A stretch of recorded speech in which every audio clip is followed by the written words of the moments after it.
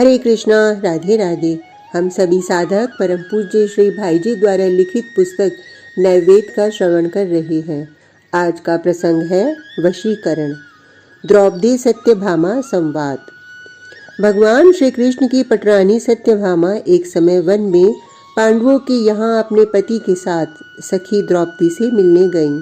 बहुत दिनों बाद परस्पर मिलन हुआ था। दोनों को बड़ी खुशी हुई। दोनों एक जगह बैठकर आनंद से अपने अपने घरों की बातें करने लगी। वन में भी द्रौपदी को बड़ी प्रसन्न और 5 पतियों द्वारा सम्मानित देखकर सत्यभामा को आश्चर्य हुआ। उन्होंने सोचा कि भिन्न भिन्न प्रकृति के 5 पति होने पर भी द्रौपदी सबको समान भाव से खुश किस तरह रखती हैं।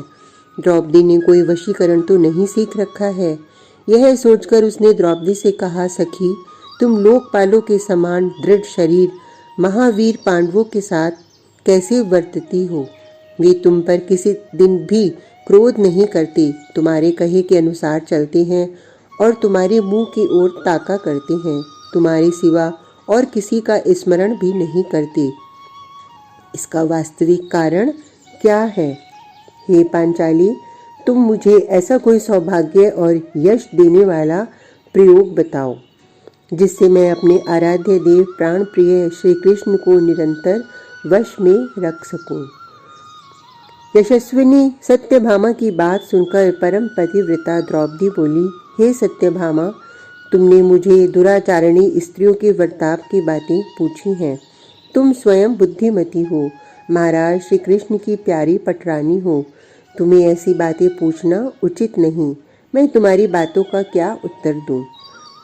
देखो, यदि कभी पति इस बात को जान लेता है कि स्त्री मुझ पर मंत्र तंत्र आदि चलाती है तो वह सांप वाले घर के समान उससे सदा बचता और उद्विग्न रहता है। जिसके मन में उद्वेग होता है उसको कभी शांति नहीं मिलती। हे कल्याणी, मंत्र आदि से पति कभी वश में नहीं होता।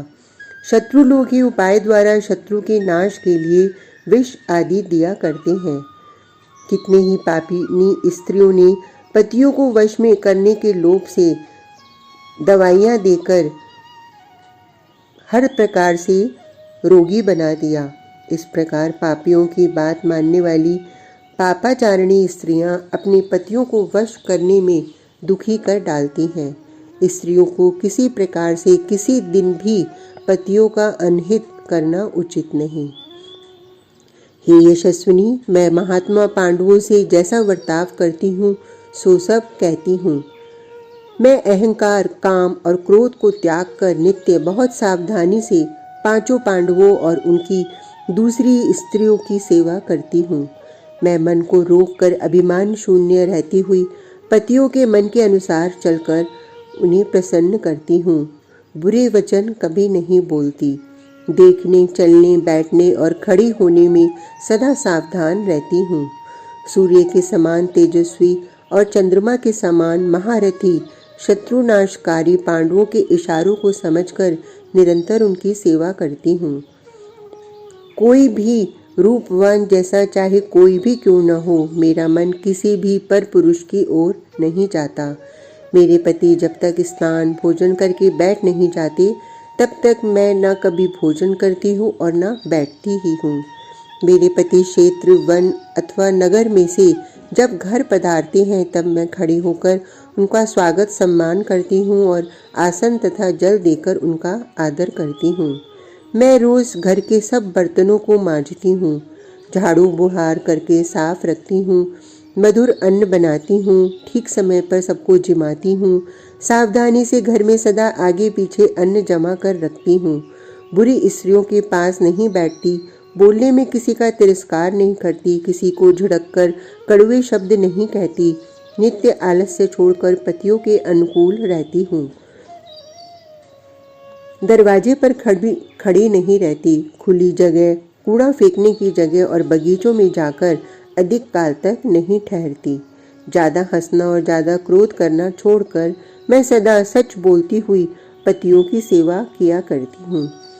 जब मेरे पति कुटुंब के किसी काम से बाहर जाते हैं तो मैं चंदन पुष्प तक को त्याग कर ब्रह्मचर्य व्रत पालती हूँ। मेरे पति जिस पदार्थ को नहीं खाते, नहीं पीते, नहीं सेवन करते, उन सब पदार्थों को मैं भी त्याग देती हूँ। उनकी इच्छानुसार ही गहने कपड़े पहनकर सावधानी से उनका प्रिय और हित करने में लगी रहती हूँ। मेरी भली सास ने कुटुंब के समान कैसा बर्ताव करना चाहिए, इस विषय में मुझको जिस धर्म का उपदेश दिया था उसको तथा भिक्षा, बलि, वैश्व, श्राद्ध, पर्व के समय बनने वाले स्थाली पाक, मान्य पुरुषों की पूजा और सत्कार, जो धर्म मेरे जानने में आए हैं उन सबको मैं रात दिन सावधानी के साथ पालती हूँ। एकाग्रचित्त से सदा विनय और नियमों का पालन करती हुई धर्म पालक पतियों की सेवा करने में उसी प्रकार सावधान रहती हूँ जैसे क्रोध युक्त सांपों से मनुष्य सावधान रहता है। हे कल्याणी, मेरे मत से पति के आश्रित रहना ही स्त्रियों का सनातन धर्म है। पति ही स्त्री का देवता और उसकी एकमात्र गति है। पति का अप्रिय करना बहुत ही अनुचित है। पतियों से पहले कभी न सोना, न भोजन करना, न उनकी इच्छा के विरुद्ध गहना कपड़ा ही पहनना सती स्त्री की पहचान है। कभी भूलकर भी अपनी सास की निंदा नहीं करती, सदा नियमानुसार चलती हूँ।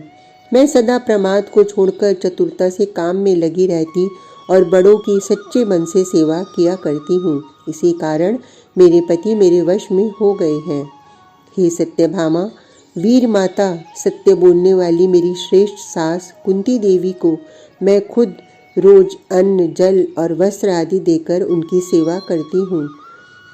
उनकी बातों में की सलाह लिया करती हूँ और उस पृथ्वी के समान माननीय अपनी सास पृथा देवी से मैं कभी ऐंठ कर नहीं बोलती। मेरे पति महाराज युधिष्ठिर के महल में प्रतिदिन पहले हजारों ब्राह्मण, हजारों स्नातक सोने के पात्रों में भोजन किया करते और रहते। हजारों दासियां उनकी सेवा में रहती। वैश्वदेव होने के अनंतर मैं उन सब ब्राह्मणों का नित्य अन्न, जल और वस्त्रों से यथा योग्य सत्कार करती थी। महात्मा युधिष्ठिर के 1 लाख नृत्य गीत विशारदा वस्त्राभूषणों से अलंकृता दासियां थीं। उन सब दासियों के नाम, रूप और प्रत्येक काम के करने न करने का मुझे सब पता रहता था और मैं ही उनके खाने पीने और कपड़े लत्ते की व्यवस्था किया करती थी। जब महाराज नगर में रहते थे तब 1 लाख हाथी और 1 लाख घोड़े उनके साथ चलते थे। मैं सबकी गिनती और व्यवस्था करती थी। महलों के और बाहर के नौकर, गौ और भेड़ों के चराने वाले ग्वाले क्या काम करते हैं, क्या नहीं करते, सबका ध्यान रखती थी। पांडवों की कितनी आमदनी और कितना खर्च है, कितनी बचत है, सबका हिसाब मुझे मालूम था। हे सत्यभामा, जब भरत कुल में श्रेष्ठ पांडव घर परिवार का सारा भार मुझ पर छोड़कर उपासना में लगे रहते थे, तब मैं सब तरह के आराम को छोड़कर रात दिन दुष्ट मन की स्त्रियों के न उठा सकने लायक कठिन कार्य के सारे भार को उठाए रखती। जिस समय मेरे पति उपासना आदि कार्य में तत्पर रहते, उस समय वरुण देवता के खजाने महासागर के समान असंख्य धन के खजानों की देखभाल मैं अकेली ही करती। इस प्रकार भूख प्यास भुलाकर लगातार काम में लगी रहने के कारण मुझे रात दिन की सुधि भी न रहती। मैं सबके सोने के बाद सोती, सबके उठने के पहले जाग जाती थी और निरंतर सत्य व्यवहार में लगी रहती। यही मेरा वशीकरण है। दुराचारणी स्त्रियों के दुराचारों को मैं न तो ग्रहण भी करती हूँ और न कभी उसकी मेरी इच्छा ही होती है। द्रौपदी के द्वारा श्रेष्ठ धर्म की बातें सुनकर सत्यभामा बोली, हे द्रौपदी, मैंने तुमसे इस तरह की बातें पूछकर जो अपराध किया उसे क्षमा करो। द्रौपदी कहने लगी, हे सखी, पति का चित्त खींचने का एक कभी खाली न जाने वाला उपाय बतलाती हूँ। इस उपाय को काम में लाने से तुम्हारे स्वामी का चित्त सब तरफ से हटकर केवल तुम्हारे में ही लग जाएगा। स्त्रियों के लिए पति ही परम देवता है। पति के समान और कोई नहीं, जिसके प्रसन्न होने से स्त्रियों के सब मनोरथ सफल हो जाते हैं, जिसके नाराज होने से सब सुख नष्ट हो जाते हैं। पति को प्रसन्न करके ही स्त्री, पुत्र, नाना प्रकार के सुख भोग, उत्तम शैया, सुंदर आसन, वस्त्र, पुष्प, गंध, माला, स्वर्ग, पुण्यलोक और महान कीर्ति को प्राप्त करती है। सुख सहज में नहीं मिलता। पतिव्रता स्त्री पहले दुख झेलती है, तब उसे सुख मिलता है। अतएव तुम भी प्रतिदिन सच्चे प्रेम से सुंदर वस्त्राभूषण, भोजन, गंध, पुष्प आदि प्रदान कर श्री कृष्ण की आराधना करो।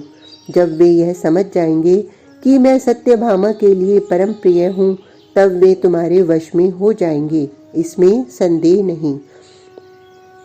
तुम्हारे स्वामी घर के दरवाजे पर आए, उनका शब्द तुम्हें सुनाई पड़े तो तुम तुरंत सावधान होकर घर में खड़ी रहो, और ज्यों ही वे घर में प्रवेश करें त्यों ही पाद्य आसन देकर और बैठने के लिए आसन देकर उनकी सेवा करो।